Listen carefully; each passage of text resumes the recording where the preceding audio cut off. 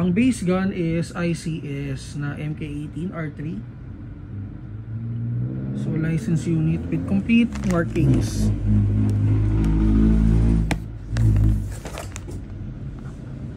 Ayan, so test natin. Ang nilagay natin dito is EOTech 558. Ito siya guys.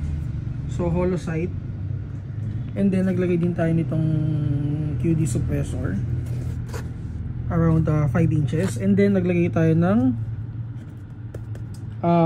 barrel extender para medyo nakalabas siya. Ayan.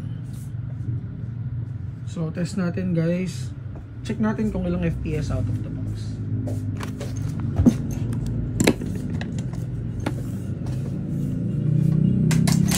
Ayun no, pag naka ito mo nga. Sige, test natin.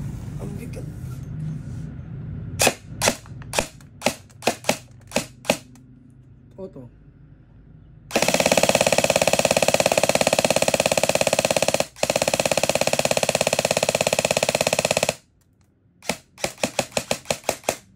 Okay. So, shoutout kay Sir Kevin.